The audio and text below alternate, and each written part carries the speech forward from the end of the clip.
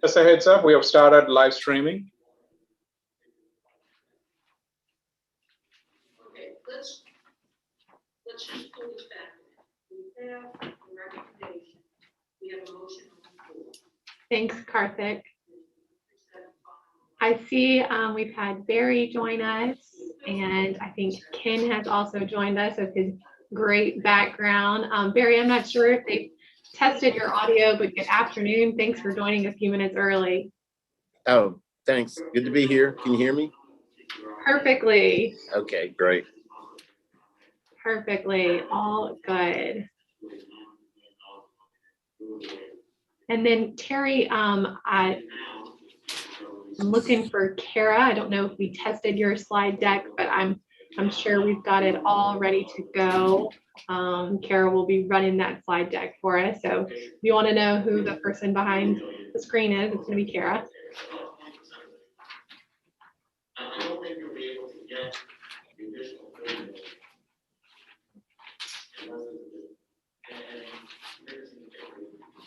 Probably not play out.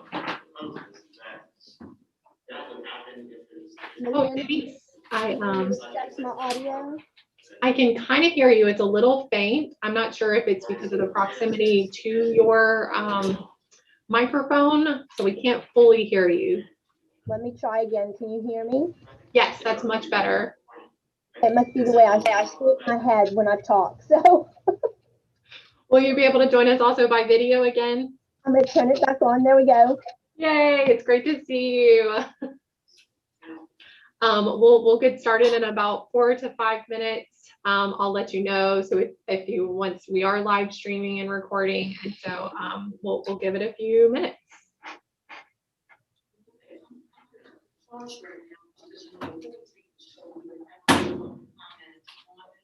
So let's take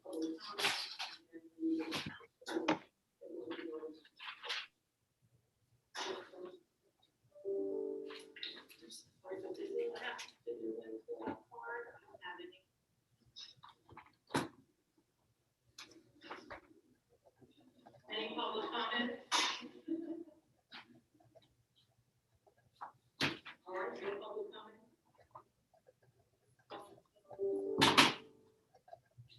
Yes. Public comment.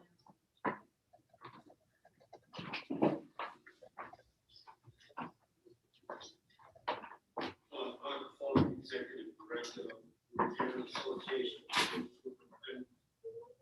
A lot has been said about conservation.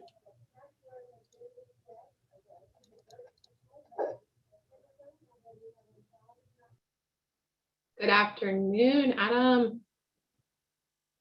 Good afternoon. Audio working okay? Great, it works great. And you're going to be running the slide deck from your end, or do you need us to run it? I'll try it from my end, but you've got a copy in case there's some glitch. Oh, I see it. Yay, thank you. Thank you for that. Hi, Jimmy. I see you also joined us. If you wanted to test your audio, say good afternoon. Afternoon. Perfect. And I see at the same time, Dr. Davis joined us. So welcome for joining us today to the Dual Enrollment Task Force. Thanks for having me. I won't know as much as Doris does, but I will do my best to provide some kind of valuable input. I thank you for joining us. We appreciate it very much. Great. I have about 1 minute until 1. We've got a good group of us here. I know, we're still in the virtual format, so thank you for joining a few minutes early and letting us test your audio.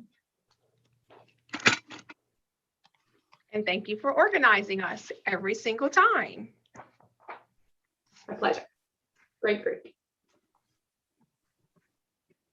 Let me know when you want us to start, Malin. Happy to see everyone.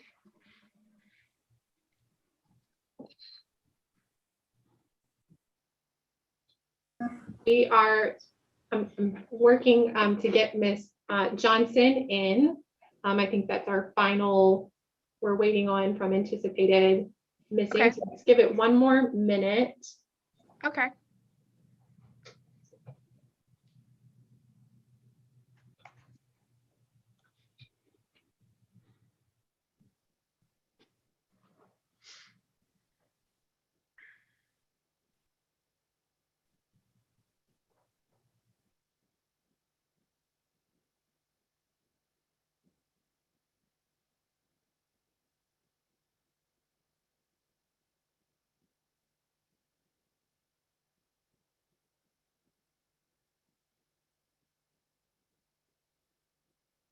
Welcome, Dr. Davis. Happy to have you with us. Thank you. I'm glad to be here. Doris was double booked today, so I'm glad it worked out that I could join you. Thank you.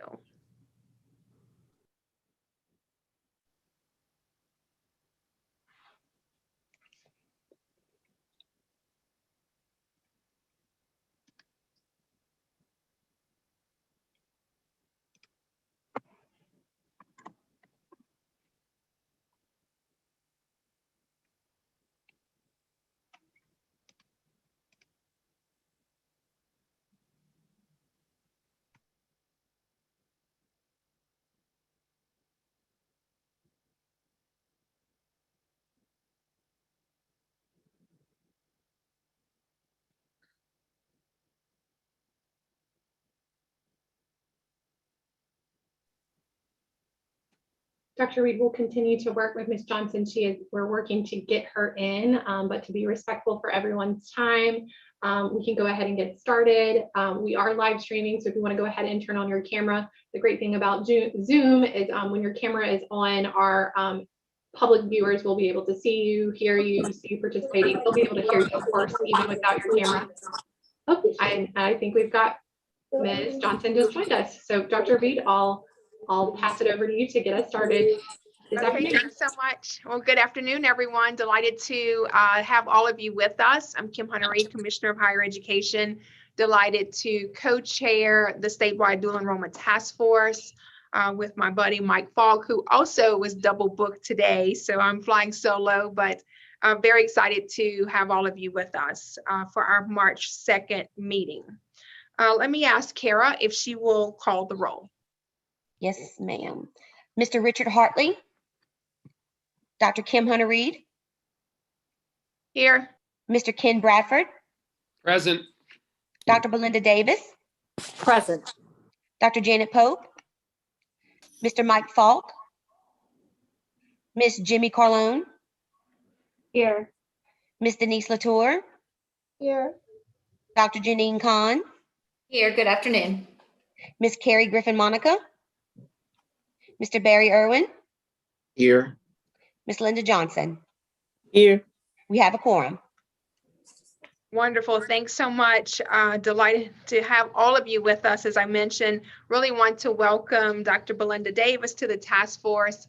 Always great to have Bessie members with us. And I know that, as she mentioned, Dr. Voce is also double booked today. So welcome to you and thank you for being a part of this incredible group. I'm biased, but I just love this task force. I think there's a lot of energy in our work and a lot of synergy in our work as well. So happy to have you with us.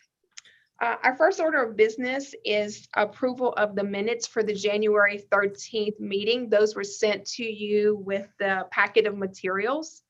So if you had a chance to review them, I will be happy to entertain a motion to approve the January 13th minutes.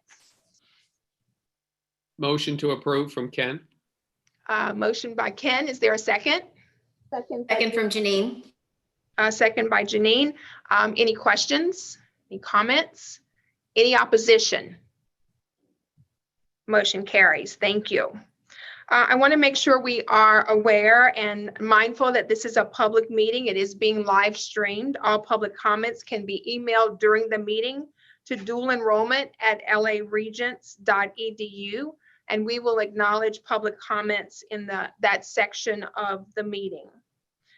We also want to remind the task force and the public that it has been, would you believe, a year since the February 2020 report came out with our recommendations to be completed and submitted to the legislature. In that report, we outlined a number of recommendations and to-dos and the people who were charged with doing that work. So today I'm very pleased that we are going to receive a department update from Ken Bradford. Terry Galloway is with us to talk about an exciting U.S. Department of Ed grant that will hopefully accelerate and support our work. And then of course, Adam Lowe is with us to present data for our first annual dual enrollment report. And certainly our appreciation to the Department of Ed and Bessie for working collectively with us to make sure we have good information to review and to discuss as we move our policy work forward. So excited about the work and the momentum that is building around dual enrollment in our state. And we certainly could not do it without all of you and each and every one of you. So with that, Ken, can I call on you to give the Department of Ed updates? Yes, thank you, Dr. Reed. I'll start with the first update as a follow-up to our last meeting. At the last meeting, I shared dual enrollment numbers that were being funded in the 2020-2021 school year at our higher ed institutions. At the time I shared that report, it was noted and flagged that there were no dual enrollment courses at SUNO, and we agreed to follow up in partnership with Regents. We were able to follow up with SUNO, and what we found was that there actually are students doing dual enrollment courses at SUNO. They had just been miscoded, so when we pulled them out of the system, they weren't getting pulled as dual enrollment courses. But there are 40 individual students enrolled in 60 courses. Some students are taking more than one, so we do have those. The second update relative to that is that this week coincidentally, it's today, is the date for our public school systems to report their final dual enrollment SCA funded courses to the department. And this will be now we will have a full set of dual enrollment course numbers, which are funded through the supplemental course allocation, theoretically by the end of the day. And so we have the department's data team who is now going to take that full set of supplemental course allocation numbers and run the additional data analytics, which the group has asked for, which is we will look at the 2020-2021 dual enrollment courses funded with the supplemental course allocation. And we'll provide this group a breakdown of gender, of race, of socioeconomic status. So we'll do some further analytics. Just looking at some preliminary numbers of what would come in, I would just say that it appears they're going to be very consistent with numbers that we're going to see Adam share later on today in the presentation and his about the demographics of students being enrolled in dual enrollment. But we will, for our next meeting, we'll be able to have you a full report of those. And then I want to give two programmatic updates from the department. The first is it's called ACT Now. We released this information last week. And with $2 million from the governor's emergency education relief funding, we will be providing every 10th grader and every 12th grader that seeks an ACT testing opportunity this year a voucher. And they can use this ACT testing voucher for an April, June, or July AC test administration.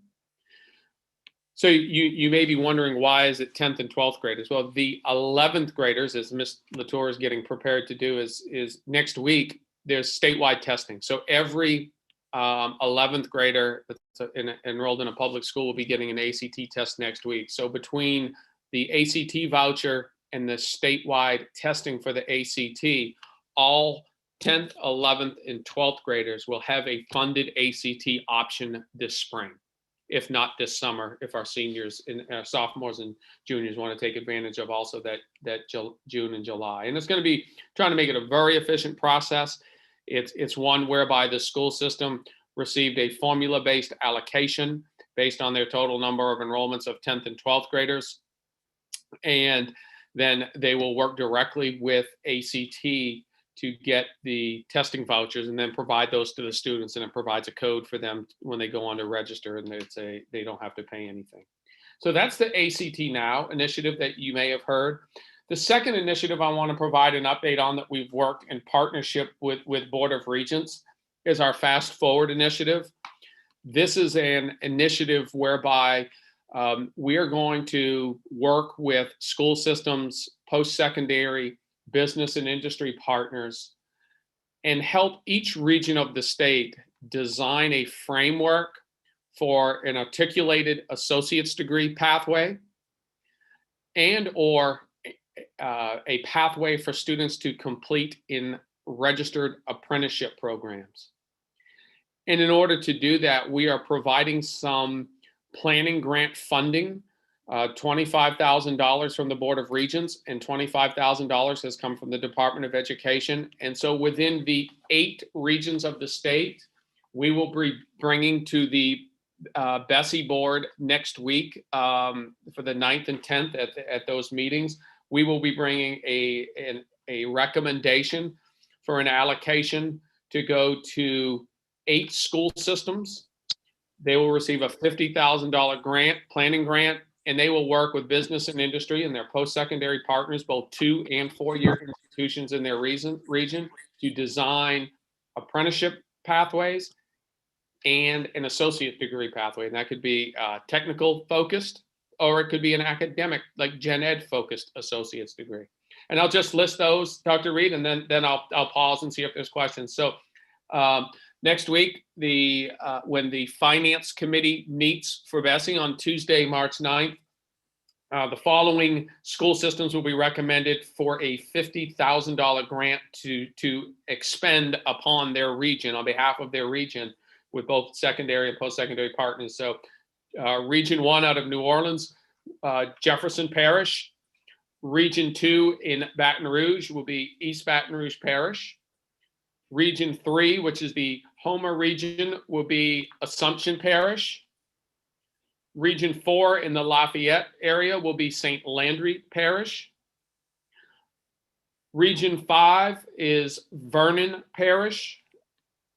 Region 6, which is the Rapides, Alexandria area, is Rapides Parish. Region 7 in Northwest Louisiana will be DeSoto. And Region 8 in the Monroe area of the state will be Richland Parish. So we will be bringing a recommendation for each of these school systems to receive a $50,000 planning grant to start mapping out these pathways, aligning these associate degree programs with regional economic needs, working on apprenticeships, really hopefully facilitating some really deep dialogue, working through any barriers that the region may have, and coming forward in the summer with some initial frameworks for these that can be adopted in these regions, and then they'll actually be able to be used across the state by any school system for students to participate in immersed associate's degree and/or apprenticeship programs. Great, thank you, Ken. I love the portability of the pathways that are going to be developed. And I will say how excited I am to see public-private 2-year and 4-year partnering with the school districts to transform our high school experiences and to co-create what that looks like together. So really excited to join in partnership with the department, Regents, and Bessie to move this forward. So thank you, Ken. Are there questions for Ken?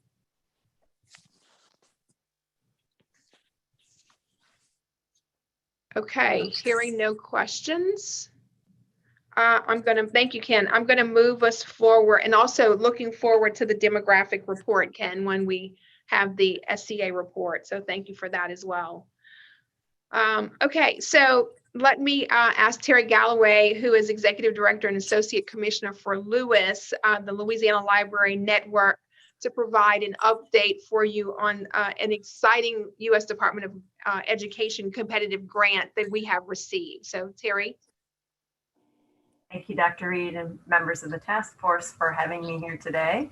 On behalf of Lewis, we're pleased to give you an update on the Open Textbooks pilot grant that we have received from the Department of Education. This is a FIPSE program. It's in its 3rd year. We can roll forward, Kara. I'm going to give you a very brief overview of Lewis. We're an initiative that centralizes library services for the academic libraries across the state. We provide technology infrastructure, procurement services to reduce the cost of electronic resources, negotiating deep discounts, and we provide ongoing technical training and professional development for academic libraries across the state. In 2015, we took on a new program and began to look at how libraries could contribute to reducing the cost of student textbooks. We'll roll forward.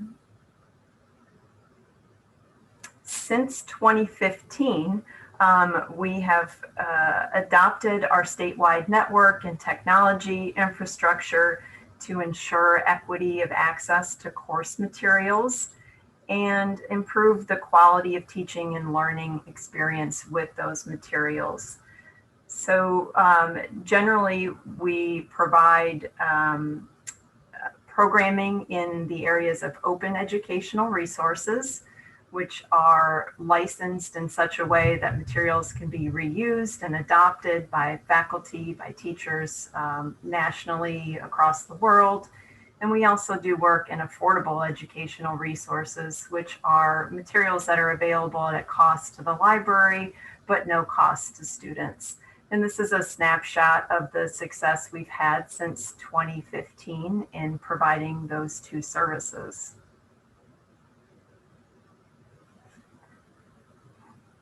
Let's move forward, Kara. So the Department of Ed grant, as I mentioned, was created about 3 years ago. This year, there were 4 awards given. Lewis and the Board of Regents received one of those in the amount of $2 million. It's a 3-year program, and it helps us support the development of a cohort of librarians, a cohort of faculty, and all together working on the development of 25 master courses. The courses that we proposed to this grant program all have high dual enrollment capacity. And we also looked at things like DFW rates and how those rates were impacting minority students, both in a dual enrollment context as well as traditionally enrolled students.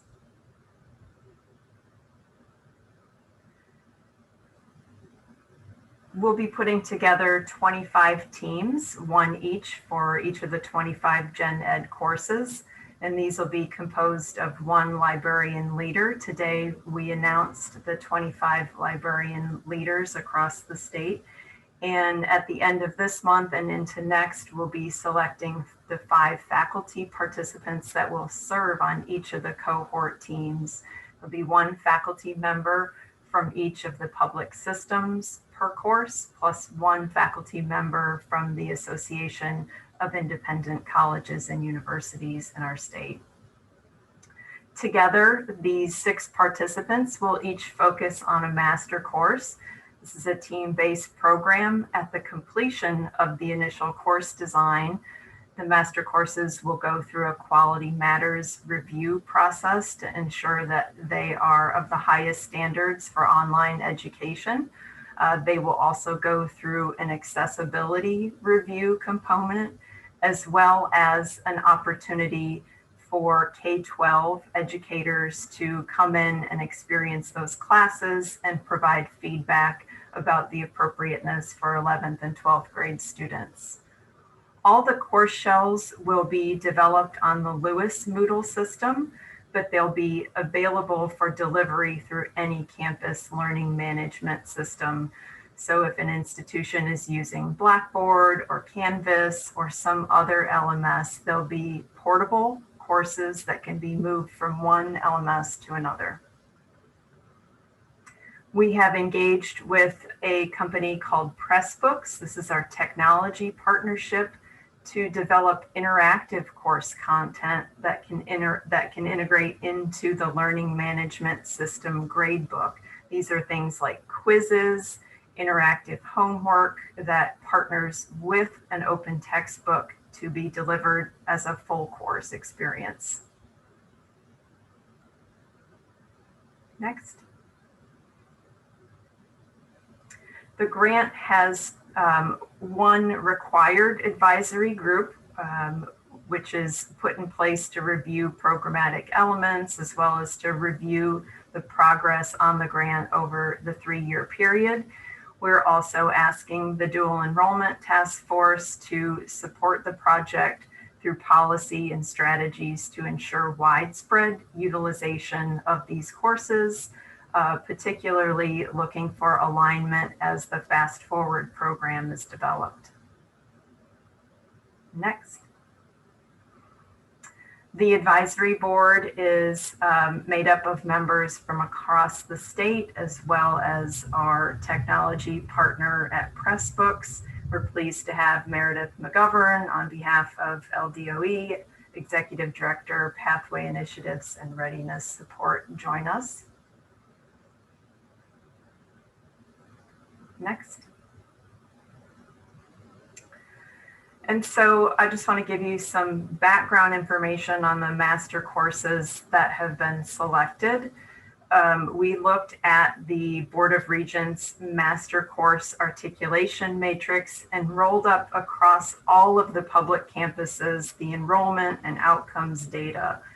Of the 25 courses that were selected across the state, we have 255,000 enrollments in those courses, of which over 22,000 are identified as dual enrollment students. So they may be in a traditional dual enrollment setting. They may be on a high school campus participating. It represents all of those enrollments.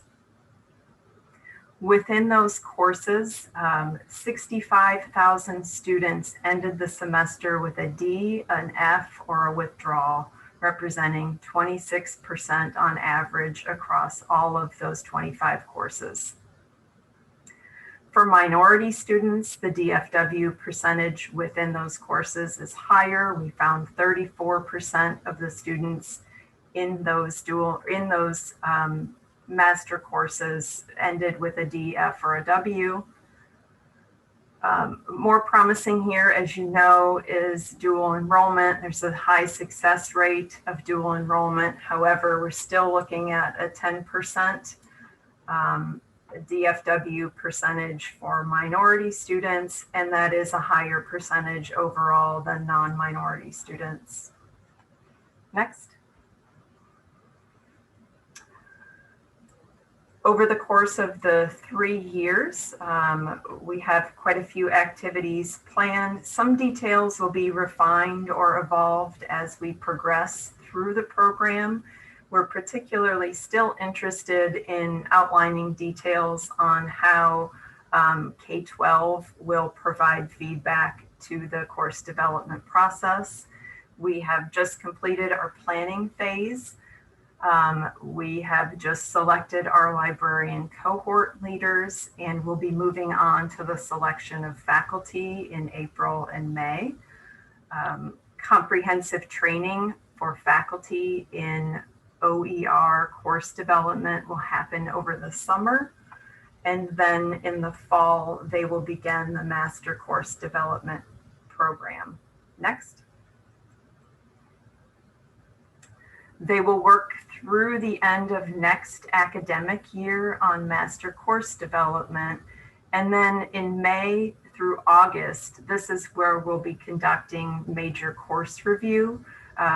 We have talked about the prospect of a fellowship program to identify K-12 instructors to participate in that course review and give feedback on the appropriateness of the materials for that setting. Next. Phase 3 will be course implementation. Following that review process, we will have a pilot semester. 125 faculty are involved in the development of these courses. And so in the fall 2022, we'll be rolling out the majority of those courses. Some of them are sequenced, and so they may not be available or on the schedule until spring. But the vast majority of the 25 courses will be taught in 125 sections in fall 2022. They'll have no textbook costs associated with them. So as districts look at things like how they spread their SCA funding, this will be one way to stretch those dollars with no affiliated textbook costs. In spring 2023, after that first semester, we'll be looking at campus expansion. We'll be hosting an OER Dual Enrollment National Summit to share the success of the fall semester and also to recruit new instructors to begin rolling out master courses at their campuses, at their schools over the summer. We have a target of hopefully having these programs ready to plug into the Fast Forward program. As there is interest and alignment, we would like to talk with this group in particular about bringing the 25 courses into Fast Forward. Next. What does success look like? As I mentioned before, 23,000 or so dual enrollment students just in these sections. We are bringing the private colleges and universities into this, so that will certainly increase the enrollment numbers. Overall, we are hoping that this provides another opportunity to increase universal access and enhance enrollment. We will be looking deeply at the equity issues, looking at the DFW percentages as through the course design process. So it's not just about reducing the cost of the experience, but also improving the quality, erasing equity gaps, identifying additional courses beyond these 25 that we can redesign with additional funding. Next. So from this group, we are asking of support to assist us in coordinating between secondary and post-secondary institutions to help us ensure integration of dual enrollment priorities in the curriculum with these 25 courses and ideally the next 25 courses.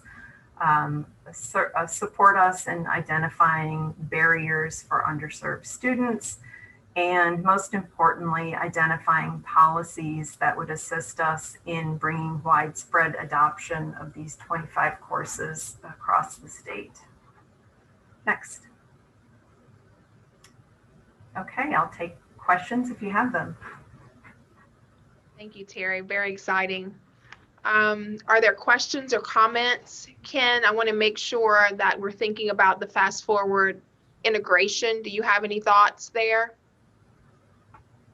No, but I mean, I'm just 100% agreement that the integration is going to be key. And you know, Dr. Reed, we've talked about this, just the articulation and the portability of these. So I think it aligns fully with what we're trying to do, and you have our support. Thank you. And we want to make sure, Ken and others, Dr. Davis, that we're thinking about how to integrate, to Terry's request, the faculty with the teachers as we look to see if the courses are spot on. And so that course evaluation of the pilots is going to be important. So I want to make sure that we are leaning on you all to help us to identify a cohort across the state that might want to be engaged and would be helpful, really helpful for us. Barry? Yeah, and you may have touched on it. Thanks for the presentation. It was really good. And you may have touched on this, but I was wondering if you could just kind of hit again some examples of what some of these 25 courses are and sort of how they are selected. And I know you sounded like that, or said that there would be more in the future. Just, you know, how maybe we can even help contribute to helping you identify some of those additional courses.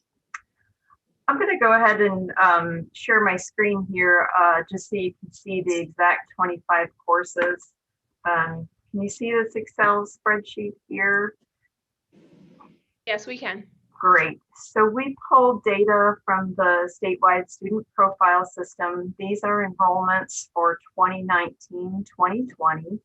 And so first we evaluated overall DFW percentage and minority student DFW percentage for the statewide articulation courses. So number one, we wanted to make sure that these courses were transferable across the state, so they are within the matrix. And you'll see here that we focused primarily on humanities and social sciences courses.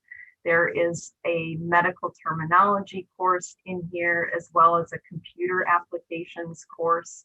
We did not go into the math courses. However, our technology partner did not feel that their technology was appropriate for the complex AI type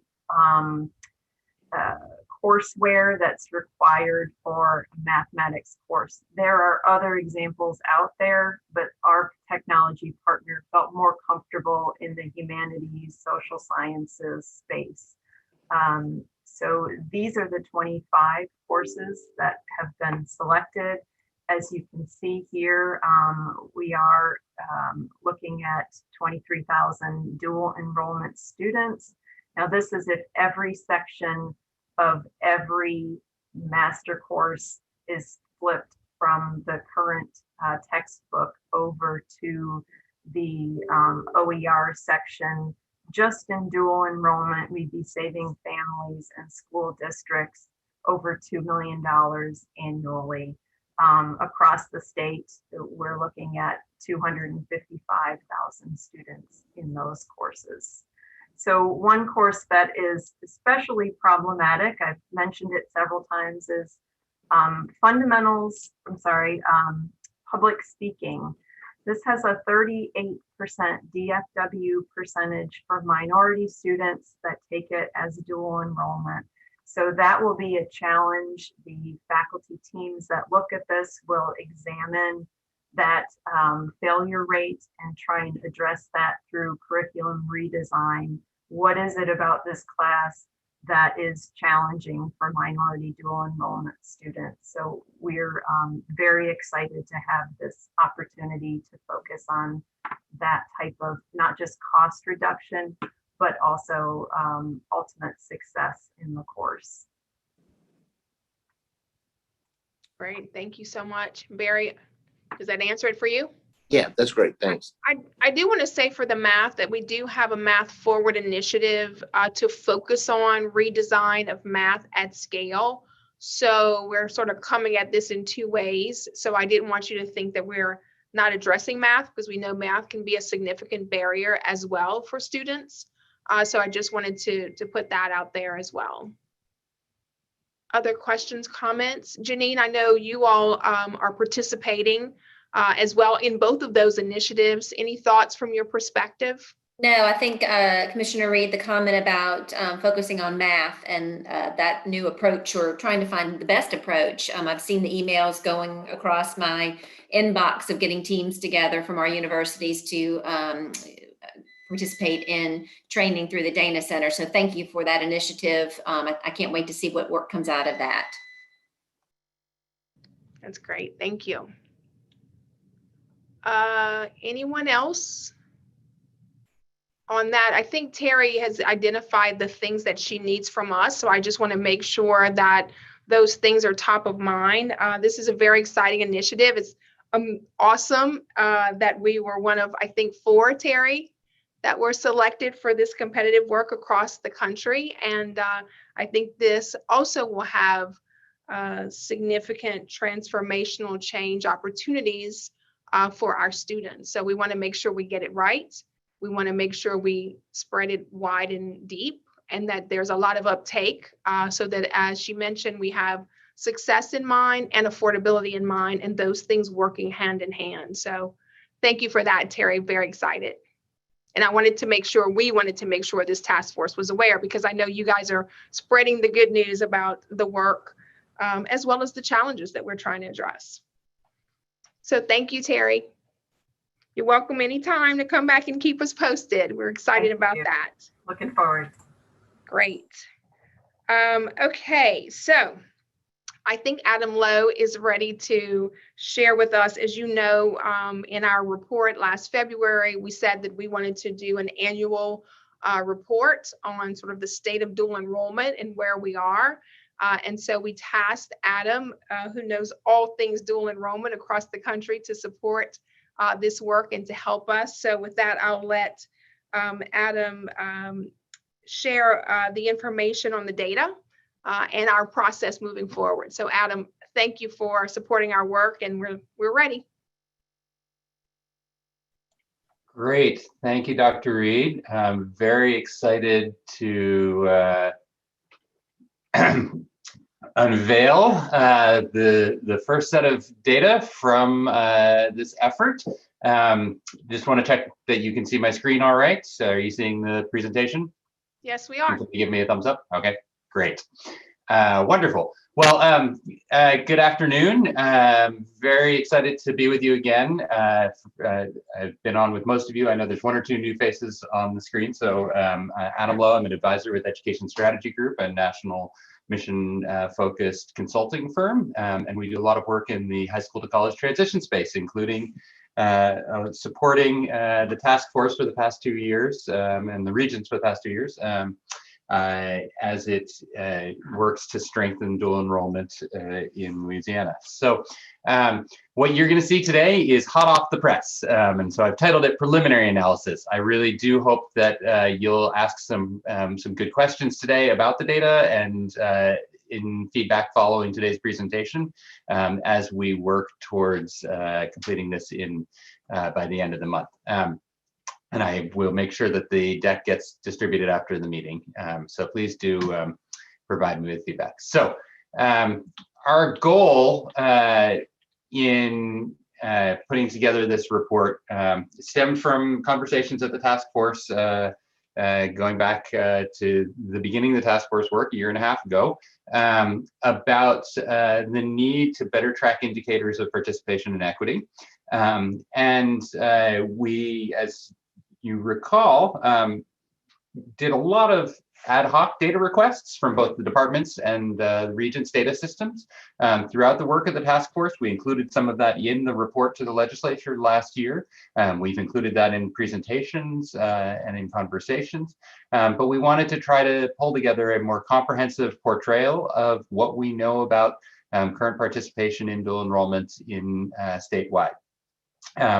And one of the key aspects of what we wanted to be able to do was, for the first time, really try to integrate both the department's data as well as the region's data. Now, of course, those two data sets are never going to 100% align because they have different universes of students. The region's data sets include students attending public colleges and universities. The department's data sets primarily focuses on public high school students, although they do have some data on the accredited Catholic and non-public students as well. However, as many of you know, there are student privacy laws that limit the degree to which agencies are allowed to share student records. And so there is a process by which the two agencies can share information by scrubbing personally identifiable information from those records. And so that did enable us to fill a number of gaps. For example, Regents records on dual enrollment students had 14% of students with an unknown race or ethnicity. By matching it with the department's data, we get that down to 2%. So likewise, when you look at a variety of indicators, a variety of variables in the data sets, by matching, we're able to build a stronger and more comprehensive data system. The department, as Ken has mentioned on a number of occasions, always struggles a little bit with reporting out on dual enrollment because their early indicator is the spending of supplemental course academy data dollars, but their complete data set is transcript based, and high schools do not always submit complete transcripts until a high school student graduates. And so utilizing the lens of looking at the high school graduates is what we've done in looking at the perspective of the K-12 students. The matching process between those two data systems actually went pretty well. While there are some significant numbers of students in each system who don't have a corresponding record, when you look at the students who are attending public schools and taking public college and university courses, we really have a 99% match. And if you look across those two data systems on where there's reported gender or reported race and ethnicity, gender reports with about a 99% match, race and ethnicity over 95%. So I think one of the lessons we've learned from this is that the matching can work really well. The timing for producing this is a little later than we had intended, partly due to COVID delays, partly being the first time that we were embarking on this. And then lastly, we realized in the process of putting this together that we needed to update the agreements between Regents and the Department of Ed for data sharing. And that took a little bit of extra time as well. So I'm going to share with you data in three main buckets. The first is looking at that 2018-19 school year. What courses were provided by the Regents, the public post-secondary institutions, the colleges and universities in the state, public colleges and universities. Secondly, we'll look at those students who earned post-secondary credentials from, the credentials data specifically. So those students who earned post-secondary credentials, not just one or two dual enrollment classes, but students who actually earned technical certificates and associate's degrees. And then the third set of data that I'm going to share with you today is looking at that graduating classes. I mentioned earlier, the department's data is based upon transcript data, which is available for high school graduates. So looking at the high school graduating class of 2018-19 and seeing their participation patterns. So top line here, 26,378 students took 69,954 courses from Regents institutions and enrolled in over 200,000 credit hours. Now, again, this is enrollments. So if a DFW, as Terry was talking about before, they wouldn't have actually earned some of those credits, but these are based upon enrollments. If you look in that 2018-19 school year, among the Regents institutions, the average number of courses students take is 2.7 during that school year, and that includes not just the school calendar year, but also any summer or winter intersession courses as well. The majority of those students, 75% of them, took 3 or fewer courses. Once you start getting up beyond 4 courses, you'll see there's very few students. Only 14% of students took more than 4 courses in a single year. The DFW rate is sort of consistent with what Terry was presenting before. The overall rate is about 6%. I will say that one of the challenges that we faced in looking at this data around outcomes, and we've got the ability to disaggregate it as Terry's done for the matrix classes, is there's a lot of missing data due to the disparities between the high school calendar and the college and university calendar. And so there are some institutions that report an incomplete in order to get their records in on time to the Regents, but there's no mechanism for them to then update them later on when the student actually completes that class at the end of the high school calendar year. So, so that DFW for dual enrollment students is missing a number of students. When you look at grade level, this is something we were able to match in from the department's data.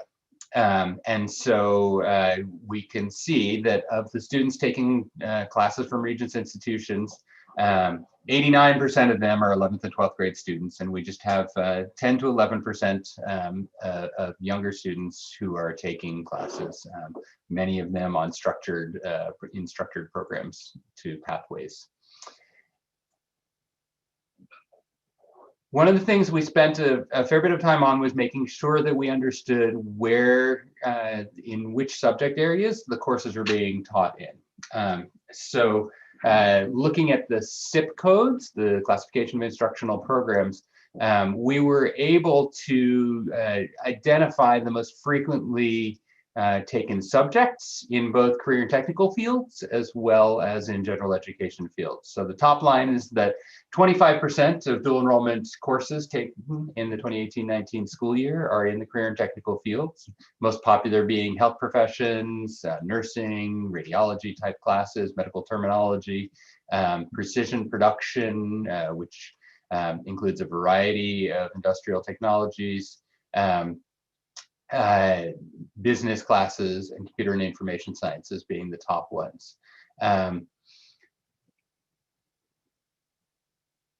On the general education side, as we've looked at different cuts of the data in the past, we've always noticed that mathematics and English language courses are the most commonly taken courses. Interesting to see that biology it really rises to the top of the sciences, and history to the top of the social sciences. Of those general education courses, 91% of the course enrollments are from courses that are on the academic matrix. So we know that from the data that indeed the vast majority of courses that students are taking on the general education side are highly transferable courses.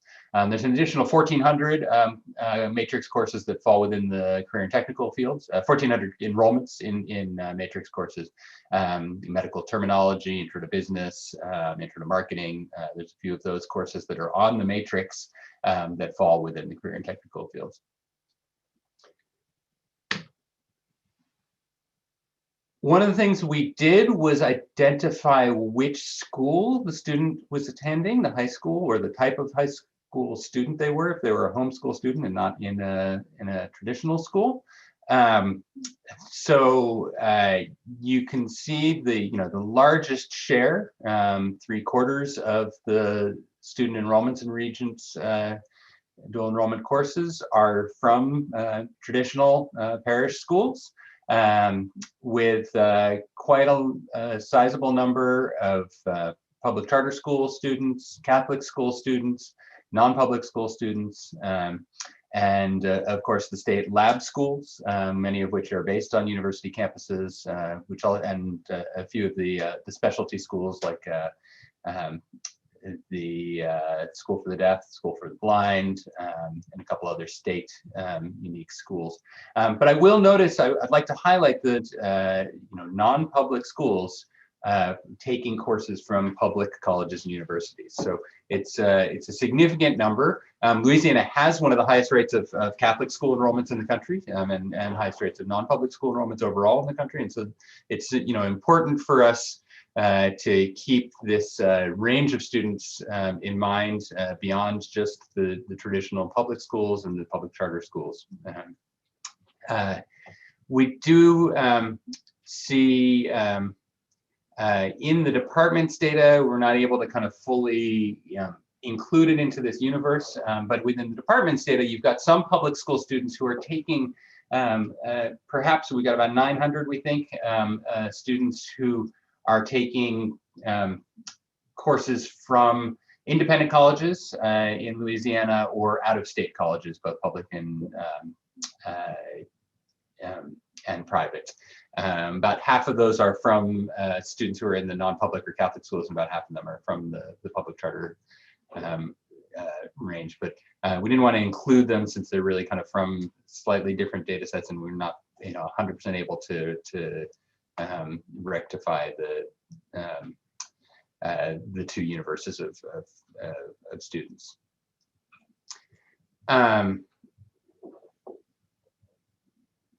When you look at race and ethnicity, I'm going to start off by comparing the dual enrollment students for the Regents institutions to traditional aged college students, so undergraduates who are under 25. And when you look at the race and ethnicity breakdowns, you'll notice that the overall gap between dual enrollment and the undergraduate population is about 7%. So you've got African American, Hispanic, and other minority students enrolling in dual enrollment at lower rates than they are enrolling in public colleges and universities. The gap is largest for the University of Louisiana system for Black students, and among Louisiana Community and Technical College system for other students. It's, I think, noteworthy that the Louisiana State University system is the least diverse system for undergraduates. However, its dual enrollment student is more diverse than its undergraduate student population, which hopefully is an indication of a growing pipeline of diverse students into that system. When you look at the share of all students in a particular category, and which type of institution is serving them. So when you look at this, all students participating in dual enrollment from this perspective, 42% of them are being served by the Community and Technical College system, but they are serving 55% of the African American students taking dual enrollment. Okay. Southern University serves only 4% of the total student population, and yet that system is serving 17% of the African American students. So I think when you look at it from this lens, you start to see a little bit more of the kind of intentionality of the programs that are who they're working with, which high schools they're working with in particular.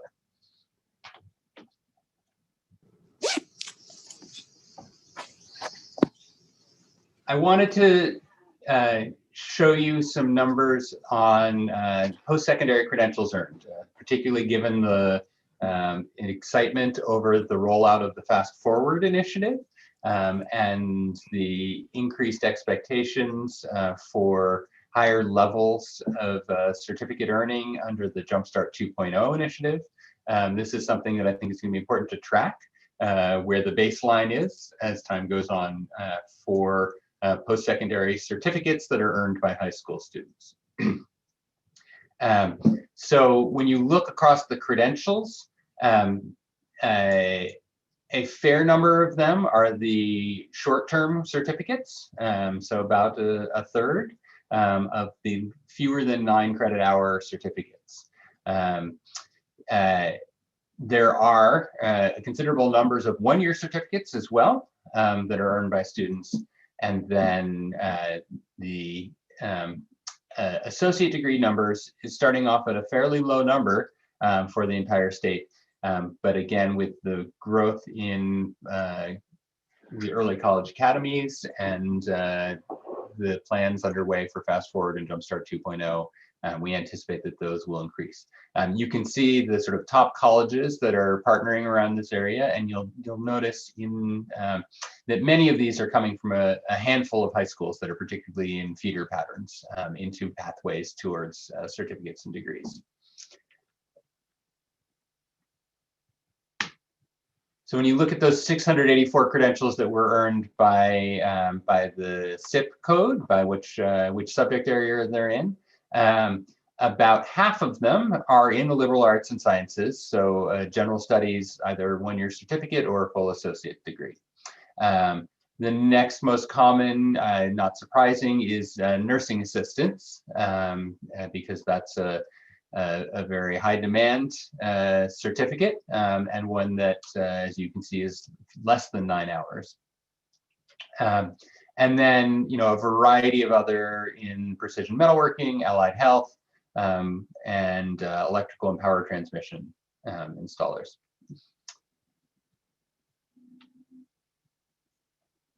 As I mentioned before, the credentials, those 680 credentials are concentrated and among a few high schools in particular. The Early College Academy, not surprisingly, at the top, but then a number of programs in Ascension Parish that have clearly created deep partnerships to enable students to earn certificates and associates. So then that third category of data that I was telling you about, So looking at the 2018-19 public high school graduating class, we're looking across their entire high school transcript, so not just what they took in their senior year, but what they took across the entire 4 years of high school. So those 13,700 students, that represents almost a third, 32% of the high school graduating class of approximately 42,500 of the public high school graduates. We do have some data on the accredited non-publics and Catholics. I'm not going to present that today, but we will be analyzing that and reporting out on that. So those students over the course of their high school career took an average of 4 courses, 4.7 courses.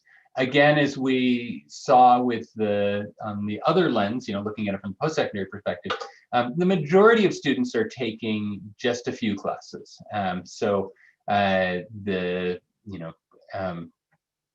We're up to only 2/3 of the students are taking 4 or fewer classes over the course of their high school career. And you only have a handful of students, that 1/3 of students, who are taking large numbers of courses, and they're reflected in the averages because of the large numbers they take when they're going through to that associate's degree or towards a certificate. We looked across the region's data to look at both students who are taking dual enrollment courses, as well as students who took dual enrollment courses and advanced placement and international baccalaureate courses, as well as students who only took those exam-based courses, and compared them with, in this case, students who took neither exam-based or dual enrollment, and you'll see in some other lenses, all graduates as well. So as you recall, the Regents and BESI adopted a joint goal of every high school graduate from the entering class of 2025 earning college credit or credentials of value. When you add in CLEP exams and industry-based credentials, the department's figures currently bring that up to, I think, a total of about 27,000 students, which represents about 62-63% of students, so up from 48% that you can see below of the all students who graduate having taken an AP, an IB, or a dual enrollment class. However, when you break it down by race and ethnicity, you'll notice the disparities arise. So while 48% of all students graduate having achieved early college credit through these 2 types of courses, only 39% of African American students graduate from high school with these early credits. And if you recall from the other perspective, we know that those students are going on to college, but they're starting their undergraduate experience without the benefits of the early college credit at higher rates. If we flip this and look at the percent of the participants by race and ethnicity, among all graduates, 42% of those graduates are African American, yet only 32% of dual enrollment students are African American, and only 26% of students who took both dual enrollment and advanced placement or international baccalaureate. Again, when you start looking at the gaps in participation rates from this lens, the disparities appear to be, gaps of 10% or higher in terms of percentage points.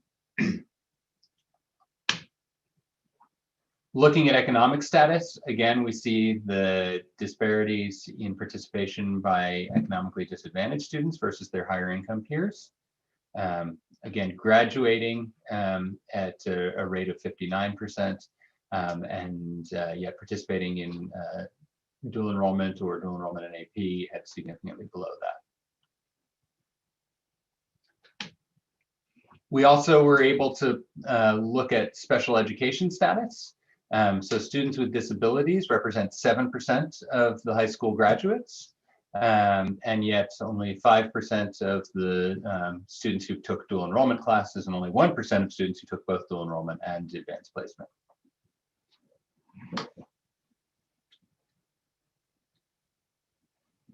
That's the bulk of the data that I wanted to share with you today. We've got the ability to continue to disaggregate it, and very interested to hear of additional indicators you would want to make sure that we include as we move forward in the report. As we have talked with Regents about sort of the conclusions that we've come to after looking through the data, the first, which is something we very much wanted to highlight in this report, was equity of access, and how dual enrollment needs to be used as a lever to improve access to college, not make it more difficult for Black and Hispanic students to attend and succeed in college. Secondly, the credentials. As I showed you, the starting point is pretty low, particularly when you look just at associate's degrees. We know that Jumpstart 2.0 and Fast Forward diploma plan are both steps in the right direction to help encourage and seed those students pursuing credentials. The third area is specifically career and technical education. 25% of dual enrollment courses in those fields is far lower than in leading states that are seeing upwards of half their dual enrollment students in career and technical fields. And it's far less than, for example, students pursuing associate's degrees or bachelor's degree majors in career and technical fields. This is significantly higher than 1/4 of students. So as we looked through those SIP codes, there's some fields with noticeable absences, with very few students participating, like education, agriculture, and communications technologies. And I think there's opportunities to sort of target growth in fields where currently there's not a lot of CTE dual enrollment occurring. And then lastly, this was our very first attempt at trying to pull together a comprehensive look at the data. Data sharing between the agencies has improved, and as a result of the rewriting of the Memorandum of Understanding and the department's work with its third-party vendors, will now be able to incorporate in the future exam-based data like ACT results, CLEP results, advanced placement and IB exam results. There's a number of steps that can be taken to continue to better align the two systems that will improve reporting in the future. Even things like consistent coding in the data systems. On the Regent side, the high school codes have about 15% that are missing or invalid. And on the flip side, in the department side, about the post-secondary codes, there's about 15% that are missing or invalid. By working the two systems together, we're able to reduce those missing data, but trying to find ways of, through this process of aligning the systems better and have greater consistency in data.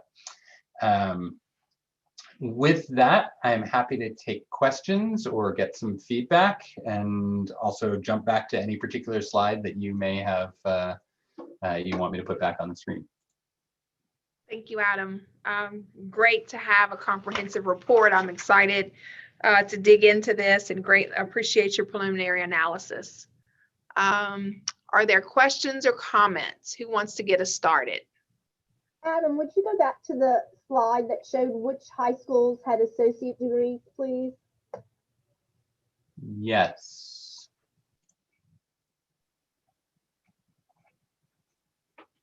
Is that the one? I just want to copy down who they are so I can reach out to them. We'll send you the full deck, Denise. We'll send it to everyone on the. Nothing like imitation by flattery. That's it. That's exactly right. Denise, are any surprises for you, or anything that sort of affirmed what you were thinking as you do your work as a counselor? It mirrors a lot of what's going on at our school. It's more difficult to get minorities into the program than our white students. So I think it mirrors what's happening at our school. Okay. Barry? Yeah, thanks. I don't know if you know the answer to this, but I was going back to the part where you were talking about, participation, traditional schools and then charter schools, Catholic schools, non-public schools and all that.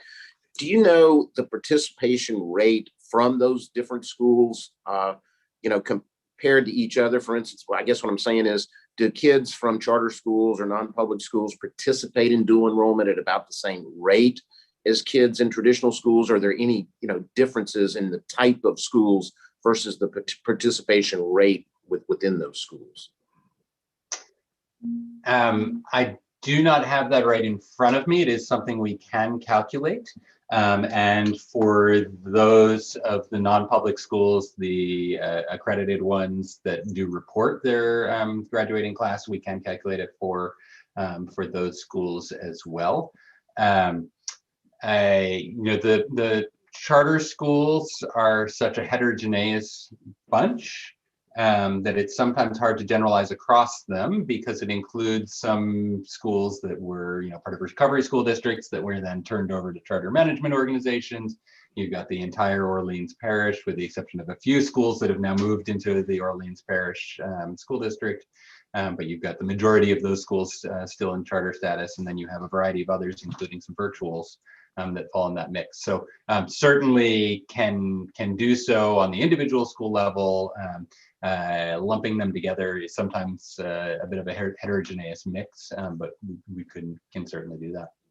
Yeah, I was just curious, and you kind of hit on it with the charter schools, because they have so many different models, within there, and different types of approaches that they're taking. I was just kind of curious if they have participation levels that are similar to other schools, but it's not a big deal. I was just curious.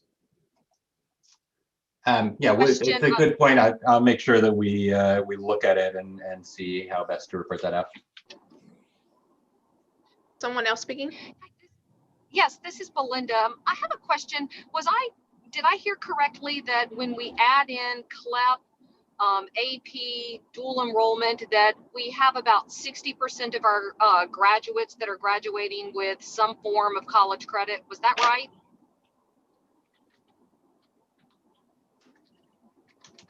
Adam? I'm pulling up the number right now. Was it 63%? Yes, 63%. Okay, so one question I have then, right? So our state's average ACT score is about an 18. So do we have some disconnect where we have students that are scoring 17 and 18 on our ACTs, but are graduating with some form of college credit? Like, should we be calling into question whether or not ACT is the best measure of college readiness, if that's the case? Absolutely. So I think a couple of points, and we've tried to talk about this. One, Dr. Davis, we've tried to make sure that we're framing dual enrollment as for everyone, not just for high flyers. So as you see Adam talking about, we should have, I think, more uptake on the career and technical side, more uptake in terms of minority students. But every student doesn't have to have an ACT score to participate in the full range of dual enrollment courses. So we are looking at what does it take to participate, and how do we get more kids to participate and be successful? So that's one piece. The ACT conversation we've had many, many, many times around using it as a qualifier, and also the fact that I think Adam identified that in Louisiana, we have more hoops to jump through than other states when it comes to the ACT. We use a composite score and an English or math sub-score if you're pursuing dual enrollment in one of those subject areas. So we do want to go back to the College and Career Readiness Commission to have that conversation around requirements. This year gives us an opportunity to take a look because we have suspended that because of the ACT irregularity of who can take the ACT. So this year we said you could have a counselor's letter of recommendation. You could have other affirmations that you're ready to go on dual enrollment. So this gives us an opportunity to see how many students enrolled, what about the equity gaps, and what about success when we take off some of the requirements that we've had before. Okay, thank you. And I will, I didn't share it in this, but past in the task force report last February, we reported out that the 2018-19 year saw an 8% decline in the numbers of students participating in dual enrollment through Regents institutions. And that we believe is attributed largely to the new student eligibility requirements that Dr. Reed mentioned, because that was the first year they came into effect. And had increased the, you know, as she said, the combination of the composite score, the subject-specific score, and a GPA requirement, you know, creates a number of hurdles to that sometimes reduces availability. The 63%, I will also mention, includes not just post-secondary credentials, but it also includes industry-based credentials that some students earn in high school that might have been taken in their high school or in a career center with an industry-based partner rather than necessarily a post-secondary partner. I have a question, Dr. Reed. Sure. I didn't see BRCC on the list of schools. That's the first one. On the second one, the number of minority children who I think had a D, a F, or withdrawal in the courses. Could you go back to that slide, please?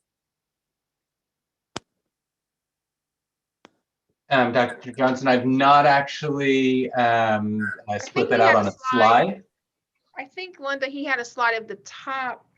Was it the top participating institutions? He had something, but he didn't have that. He did. BRCC wasn't on the list. But also, I'm really interested in the number of students who got the D, the F, or the withdrawal. Yeah, I don't have it on this slide. It's broken out by race and ethnicity, but certainly have the data and will include that in the report itself. Okay. Adam, to the question about knowing participation by institution, not necessarily for the body of the report, but you do have the information by institution, correct? Correct. If this task force wanted to take a look at those Correct, items, yes. Linda. And we plan to include I'd like to see institutional profiles BRC. in the report. Okay. We'll Yeah. get that to you, Linda, by institution as well, to everyone. Ken? Yeah, I was just going to add, we can also provide by institution the enrollments that utilize the supplemental course allocation dollars. And just like we shared at the previous meeting, Ms. Johnson, we do know that BRCC did have in the fall semester 366 student enrollments taking 519 courses funded with supplemental course allocation. So we do know that they did have the enrollments. So, but yes, I would, you know, when I reflect back at all the slides we looked at, and there was a lot there. One thing I was thinking about too was when we looked at the 25 courses when we, you know, that are going to be in the pilot, and then Adam, I heard you say about, you know, there's, you know, not a lot of enrollments around the social sciences and the comms. And it just made me think that one thing we need to, you know, I think this body in partnership with the Articulation and Transfer Council is we can look to make sure that those courses are indeed meeting graduation requirements. You know, when I would think, you know, as with our council representative here, Denise, you know, like, you know, in her counseling world, when she's sitting down to schedule students and she's getting ready to put a student in a dual enrollment, let's say sociology course, if that particular course is not meeting the high school graduation requirements for a diploma, it's really seen as an elective. And so I just want to make, I think there's also some work that we can be doing to make sure that some of these dual enrollment course opportunities that we want to see students exposed to, get access to, and enroll in, that we're making sure that they're going to get recognized in 3 different areas. 1, for the high school diploma. 2, it's a course that's eligible for TOPS. And 3, it's a course that Board of Regents and our 4-year institutions recognize as a credit for coming into that university. But I just thought of your list when I saw psychology, sociology, some of the comms, like those right now are not counting for a high school credit in a core academic area towards graduation. And so it's an elective credit. And sometimes that's hard to generate enrollments in elective credits or even to get people to buy into them if they're not counting towards the graduation TOPS and, for university admissions consideration. And then I'd just like to close and just tell Adam, thank you, Adam, for doing this and bringing this all together. It was very refreshing to see it all pulled together. And then also how you guys were really able to match those 2 systems that we've really been, struggling with the last, 2 or 3 years, trying to get all that data to sync up with some of the numbers you were sharing at your 99% match rates. So thank you. Thank you, Ken. Ken, your points and your numbers to Linda reminds me of just clarification to Adam. The data set of the public post-secondary institution courses provided is regardless of means of finance, right? So this is not a data set around SCA dollars. This is a data set around public post-secondary offerings, regardless of how you pay for it or who pays for it. And even with the high school transcript data as well. So, many of those courses were funded through SCA or TOPS Tech Early Start, but not all. Got it. And do we have that breakdown of the percent SCA funded and not other means of finance? We have some aggregate numbers on finance, but we don't have the ability without some deeper matching of data systems to link those all together. Okay. I would be curious about that for sure as we move forward and think about getting to parity in terms of opportunity of access. Janine, did you have a question? Yes, thank you, Commissioner Reed. Just a point of information and then a clarification from Adam, if he doesn't mind. To your point to Dr. Davis, just as informational, the Career and College Readiness Commission will be meeting later this month, either the 30th or the 31st. We're ensuring that, of course, Commissioner Reed will be in attendance to talk about that ACT issue, as well as Superintendent Brumley. So I did want to let you know that that is on deck to happen in a few weeks. The other question I have, Adam, you had a slide toward the very end of your deck about a comparison between the economically disadvantaged student compared to those in higher income brackets.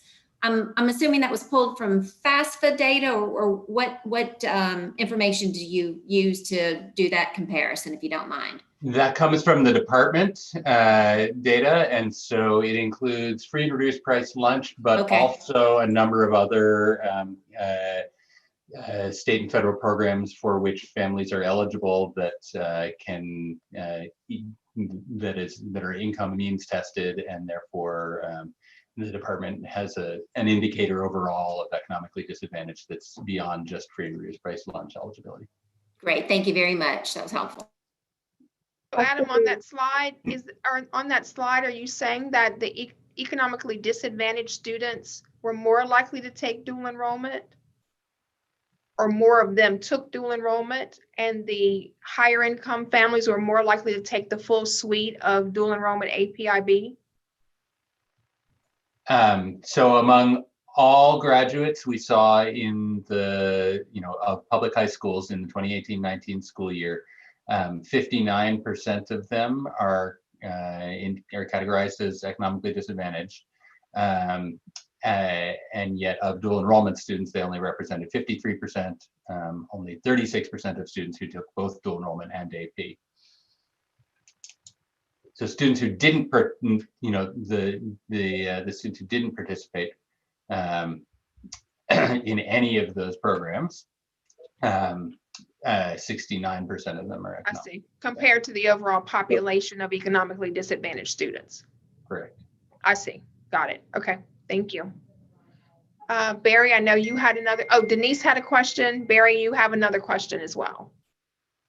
Adam, if you go back to the slide that Ken was talking about with the classes, I can address some of that from the requirements for graduation and what I think impacts those. So in our school, math and English are the largest two dual enrollment courses we offer, and that's probably true at all high schools. We're a large high school, 2,000 students and 100 staff members, so we have room to add other dual enrollment courses. So I think that might impact some of the smaller schools and their ability to offer other courses. We teach almost that whole list. We have history, but it's a senior level course, and some students take the dual enrollment version, and it could be that they don't want to do world history dual enrollment. They prefer when they get to college to do American history. So it might just be what's offered there in the history section at our school. We teach a biology course, but it's the biology course for science majors. So again, that could impact our numbers, and that might be happening at other schools. We offer psychology, sociology, visual arts, foreign language, communications. All of the core courses, they line up for graduation, but when you get into those electives, students sometimes, as you all pointed out, seniors don't stay for their full day. So that's really impacting, encouraging them to use some of these dual enrollment electives. They can't take them until their junior and senior year. So if they have all of their credits required for graduation when they get to senior year, they're reluctant to spend any additional time at the high school, even though we try to tell them very cost wise to do this because it doesn't cost them any money, and they could earn at our high school 27 college credits here. So I think we've got some issues to work on with the idea that seniors go home after 4 hours. I guess it doesn't just happen at Ponchatoula High School. It probably happens at multiple schools, the data is showing. So that's probably an area that we need to address. And I do have a question that Dr. Davis made me think of, Adam. Those AP numbers, are those students that have actually earned college credit or just that have completed an AP course? I may have missed that when you were presenting. Those are student enrollments in an AP course. It's includes students who are getting DFWs as well. So, although I guess not W's on the high school side. Thank you. Denise, anything else on your end? Nope, that's it. Great, thank you. Barry, I know you had a question. Yeah, Another one more. Yeah, Adam, this is great. I mean, it's so much data and it's a lot to process, but I was just wondering, since you have spent a lot of time with it, kind of when you look at it collectively or in kind of totality, what is your takeaway from this? And particularly, I'm thinking with regard to other states. I mean, how do we, differentiate what you're seeing in this data from what you're familiar with in other states that are similar? And I would say, largely maybe southern states. If you had any big takeaway, you could help us with that. That's a great question, and I will give you some initial reflections on that, and then I'm gonna contemplate that a little bit further as time goes on. So a few takeaways. I mean, first off, I will say that Louisiana is blessed with good data. While we may have had to spend some time massaging it and finagling it to get it into the formats that we wanted to be able to do this type of analysis, and it doesn't always answer all the questions we wanted to answer. Both the regents and department not only have good data, but have good data teams. And so, in some ways, the limitations on the sharing between the two has limited a little bit of the kind of longitudinal analysis that the state has done as compared to some of your peer states that have had greater ability to do longitudinal analysis. That being said, I've worked with data from a variety of other states, and not all of them even have a starting point where you're at. So capacity in the state for data work is high. I would say, a few observations. I mean, since it's on the screen, as I've already said, Career and technical is a bit stronger than I thought it was, but it's very highly concentrated in a few fields. The concentration of a third of classes being in math and English is not so unusual. As you say, among the peers in the southern states have, generally speaking, for general education dual enrollment coursework, somewhat of a higher bar of entry, like Louisiana does in terms of student eligibility. Not exclusively, certainly Florida and Texas have opened the gates to allow more students to enroll, and I think you start seeing the more diverse types of courses that students take when the barriers to entry are lower. I think the numbers of courses that students are taking is probably a little bit below average compared to some states that are really pushing pathways. And so I think that's reflected in the credentials data. So states that have been really, Indiana, for example, has been really promoting both their general education transfer core as well as career and technical pathways through dual enrollment. And so is seeing, kind of more students starting to take more courses over their high school career as a result of that sort of intentionality. And what would be another takeaway? I think the differentiation, 15% is a very high percent in my mind of non-public students taking dual enrollment. In many places, non-public schools are very AP focused and don't represent such a share of your high school population. And then I think also the differentiation between the different systems. Your community and technical college system represents a sizable share of the dual enrollment delivery, but at 42%, you've got sort of a healthy mix of 2 years and 4 years, and 4 years of all varieties, both the flagship at LSU, as well as some of the more regional comprehensive universities. So I think that's one thing that I think you've got a very healthy mix of variety of institutions that are active in dual enrollment, which then creates opportunities to specialize and create kind of distinct partnerships that are custom to different subject areas, different schools, different delivery modes. That's great. Thanks. Thank you. Other questions? Adam, anything else that you want to share as we advance this work? Mostly a debt of deep gratitude to the data teams at both the regions and the department, as well as all the folks who helped on making the partnership possible. Thank you. Thank you so much for that. That was a heavy lift, but when you put, as you know, when you put sunshine on the data, then you figure out you have some coding issues that are not syncing and these kinds of things. So we definitely want Adam to get that list of things that we need to clean up from our perspective with Ken and his team, so we can make sure that we're making next year's report easier than this year's report, and we can spend more time on analysis and less time on the struggle with the matching. Okay, so I want to be mindful of our time here, and I think we're doing well. So here's what we want to do in terms of completing the report. So we have a goal of getting the report to the legislature for the legislative session in April. We would like to get a motion from you all to receive the data presentation and allow ESG and the region staff and the department staff to use the data to complete the dual enrollment report, that will include graphic design, written content, etc.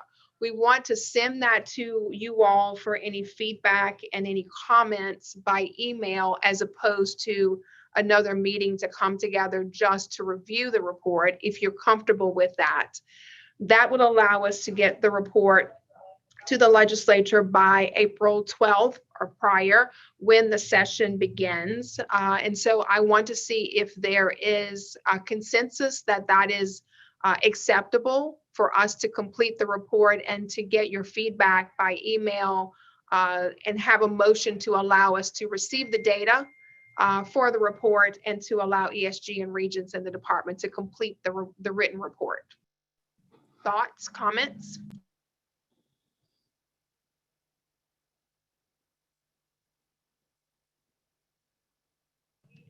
Okay, no comments. So I'll entertain a motion for us to receive the annual report data presentation and allow ESG and Regent staff to use the data to complete the annual report. Is there a motion? I move. So move, Linda Johnson. Okay, we have a motion by Linda, Barry Irwin with a second. Any discussion? Any opposition? Okay, motion carries. Great. So we will get that to you. Make sure that you stay tuned for email notifications around that final report. The session, as I mentioned, begins on the 12th, and in the upcoming session, we are bringing a dual enrollment bill. We want to continue our work, and as you know, the legislation that was approved in 2019 would sunset this task force on June 30th of this year.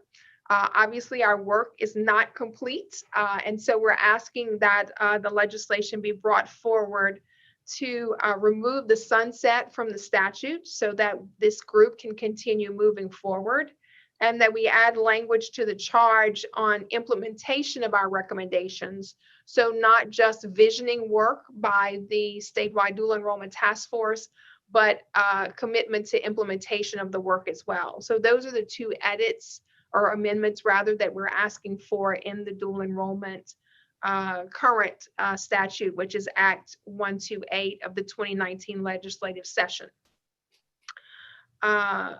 We do want to make sure that we get on the calendar the next set of meetings. And so our next meeting would be scheduled for June. From there, we have meetings planned in September and November. So you'll have a doodle poll coming to you to try to check calendars so that we can get those on the calendar. And then, of course, we'll have sequenced work happening between those meetings as we continue to move that work forward. Malin, is there anything else that I've missed on the updates before we call for public comment? No, I think you got them all.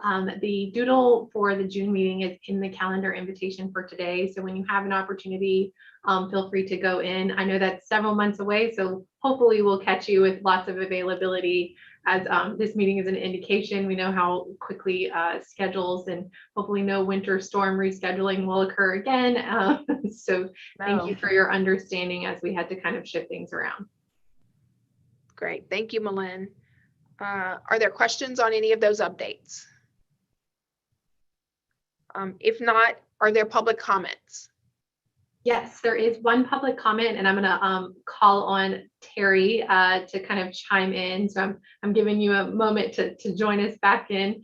So Dr. Smith-Ross, who I think was one of our participants in our interviews in the very early days of this task force, had a follow-up question from the Lewis presentation concerning OER textbooks and whether or not they are electronic and digital textbooks.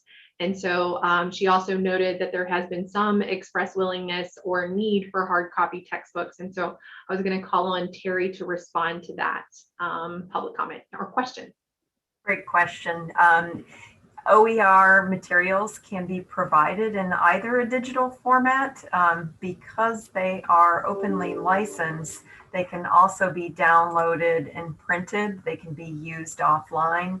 So for students, who may be experiencing issues with broadband connection, for example. Those materials can be downloaded and used off-site, off-campus without an internet connection.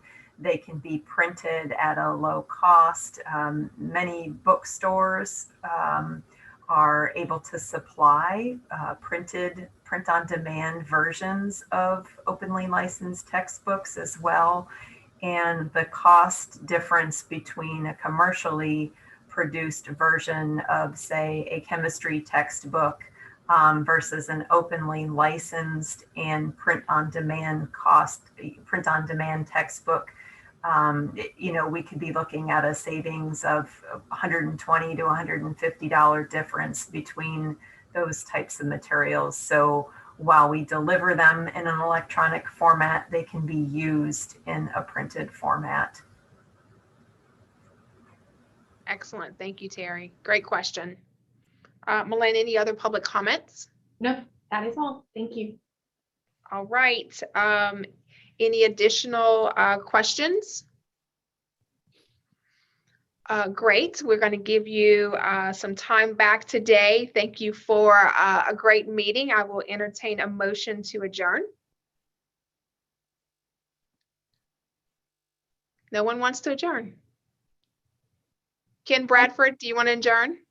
I'll make that motion to adjourn. Thank you very much. And Barry Irwin's going to give me a thumbs up to second that motion. And with great appreciation to Adam and Terry, and certainly to all of you for your engagement, and Ken, we are adjourned. Have a great afternoon, everyone.